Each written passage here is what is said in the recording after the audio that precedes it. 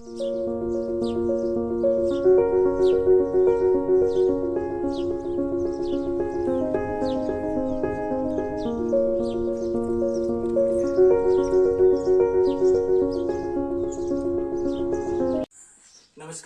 इस वीडियो को देखने वाले सभी महानुभावों को मेरा सादर प्रणाम। मैं राजेंद्र गुप्ता रोहड़ू से 8 किलोमीटर दूर बसे एक सुंदर से गांव अढ़ाल का वासी आज आप सभी को एक ऐसी शख्सियत से रूबरू करवाने जा रहा हूं जिनका जन्म आजादी के समय में हुआ। इनका नाम श्री केदार सिंह ठाकुर जी है। तो आइए हम इनसे जानते हैं इनका जीवन आजादी के समय में कैसा था। आप अपना नाम बताइए। मेरा नाम केदार सिंह है। Yes sir. आपका जन्म कब हुआ? मेरा जन्म है जी वैसे 39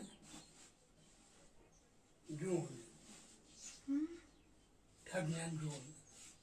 इनका जन्म जून 1939 के आसपास है। इन्हें ढंग से याद नहीं है, लेकिन हम इतना जानते हैं कि इनका जन्म आजादी से पहले हुआ है।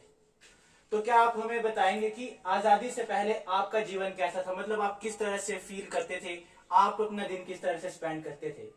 जब हम आजाद पैदा हुए ना जी, जब हम पैदा हुए, अच्छा वो तो चलो हिंदुस्तान तो आज़ाद हुआ 1947 में, है ना जी। उससे पहले हम लोग हमारा जन्म हुआ। अच्छा जब हम 47 तक पहुँचे तब हम मतलब स्कूलों में होते थे। आज़ाद हो गया, हिंदुस्तान आज़ाद हो गया, बस ये होता था। 50 तक पहुँचेंगे, 50 तक पहुँच गए। तब उसके बाद फिर जो है संविधान बना, तो उसके बाद वो बड़ी संविधान बन गया। तब के ऊपर 50-60 तक पहुँच गए। बस थोड़ा ज्ञान चलते रहता था वो आज़ादी के बाद। और क्या मैं पंडित नेहरू जी को देखा हुआ है ना जी। और जो अच्छे अच्छे नेता है, छोटे थे हम लोग तो छोटे थे। तो इन्होंने कहा कि इनका जन्म आजादी से पहले हुआ। आजादी के समय में ये लगभग 10-11 साल के थे।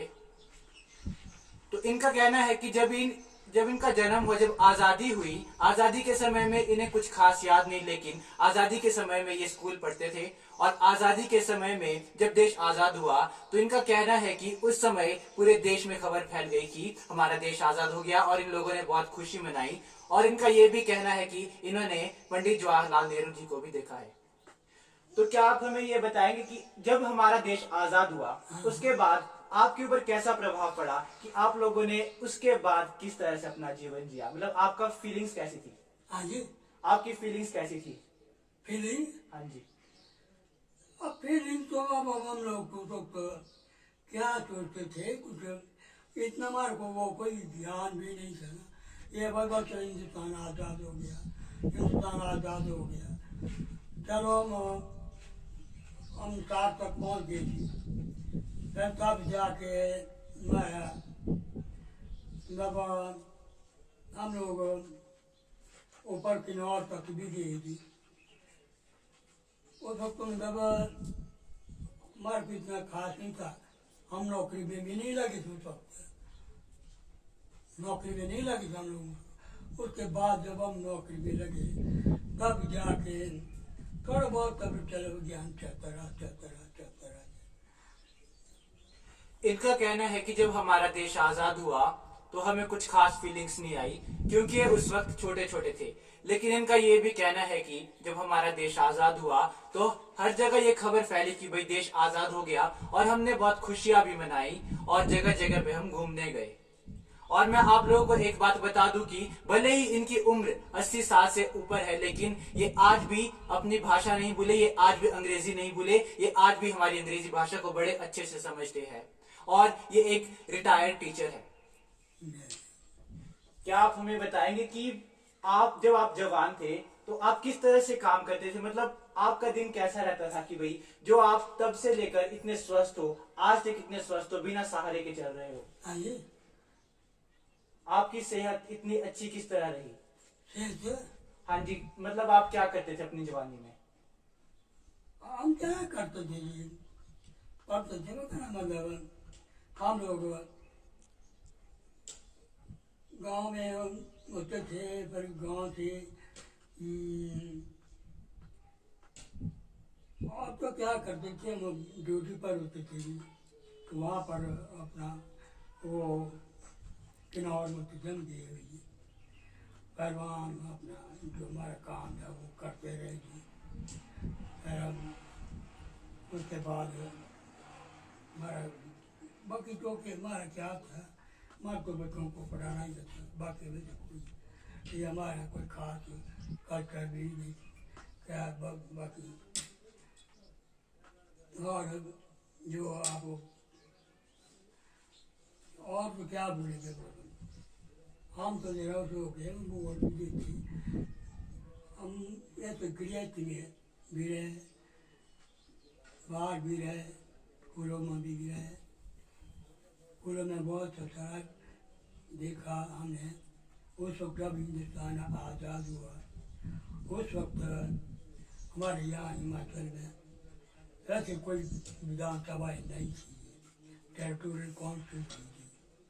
तो उस वक्त परमार जैसे हमारे चीफ मिनिस्टर बने, फिर के बाद और ये बने, तब ऐसा सा चलता रहा। परमार बने और वही परमार ही बने होते पहले, सबसे पहले जी। उसके बाद ये कर चलता रहता था। बहुत खूब। इन्होंने कहा कि हम आज़ादी के बाद ड्यूटी करते थे, इनकी ड्यूटी किन्नौर में होती थी। इन्होंने कहा हमारे हिमाचल प्रदेश में कुछ खास कॉन्स्टिट्यूशन उस टाइम लागू नहीं हुआ था। इन्होंने ये भी कहा कि उस समय हमारे हिमाचल प्रदेश के चीफ मिनिस्टर श्री यशवंत सिंह परमार जी थे।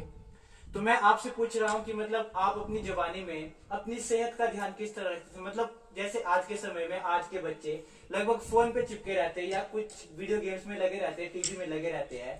तो मैं आपसे पूछना चाहूंगा कि आप इन बच्चों को क्या बोलना चाहोगे कि मतलब जो आप अपनी जवानी में करते थे अपनी सेहत के लिए, मतलब अपने आप को स्वस्थ रखने के लिए आप जो कुछ करते थे, क्या आप बताना चाहोगे कि आप क्या करते थे? क्या उनको बच्चों को कहते थे ना, कभी अपनी सेहत का ख्याल रखो भाई। अगर सेहत का ख्याल रखेंगे, अपनी पढ़ाई का ख्याल, सबसे पहले सेहत का ख्याल रखो, तो उसके बाद पढ़ाई चलेगी। तब वो मैं सही उनको बताते थे। उस वक्त इतना ये नहीं था जी, छोटे छोटे बच्चे होते थे स्कूलों में, फिर हम उनको पढ़ाते थे।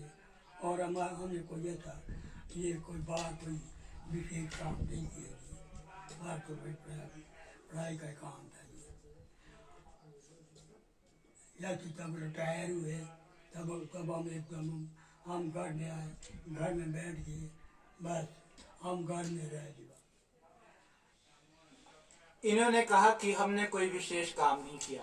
तो सबसे पहले मैं ये बता दूं, ये एक रिटायर्ड टीचर है।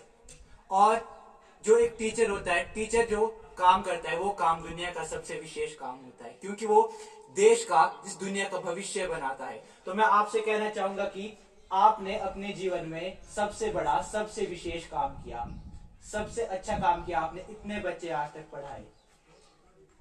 बच्चे तो पढ़ाई काफी थी।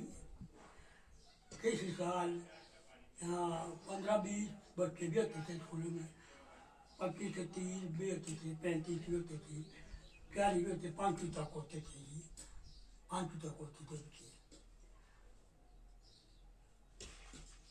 मैं इनसे आखिरी सवाल पूछना चाहूंगा, क्या आपको कोई अपना ऐसा मतलब ऐसा स्टूडेंट याद है जो मतलब देश के लिए या हमारे प्रदेश के लिए या फिर हमारे लोकेलिटी के लिए उसने कोई बहुत बड़ा काम किया हो, या फिर स्कूल में वो बच्चा काफी अच्छा रहा हो? खास बच्चे तो कोई रहे नहीं जी, ये बात मैट्रिक तक होते थे, हम तो पढ़ाते थे 5वीं तक ही।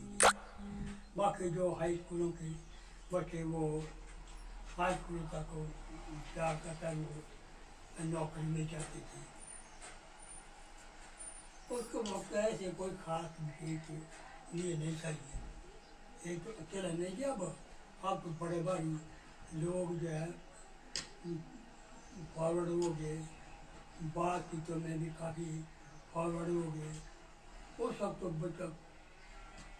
बच्चे तो क्या जवान आदमी भी नहीं जानते, ये नहीं सब नहीं जानते।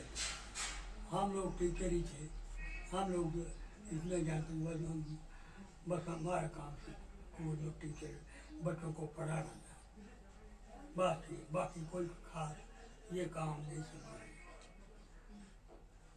इन्होंने बहुत ही खूब कहा, आज का जमाना बहुत ही फॉरवर्ड हो गया है, लेकिन आज के इस फॉरवर्ड जमाने से मैं बस इतना ही बोलना चाहूंगा कि टेक्नोलॉजी हमारे जीवन के लिए एक बहुत अच्छी चीज है, लेकिन टेक्नोलॉजी के साथ प्लीज आप लोग अपनी सेहत का जरूर ध्यान दें। आप लोग अपनी सेहत का ध्यान दें, रोज योगा करें, रोज एक्सरसाइज करें। तो लास्ट में मैं धन्यवाद करना चाहूंगा श्री केदार सिंह ठाकुर जी का, जिन्होंने हमें अपना कीमती समय निकाल कर दिया। बहुत बहुत धन्यवाद आपका।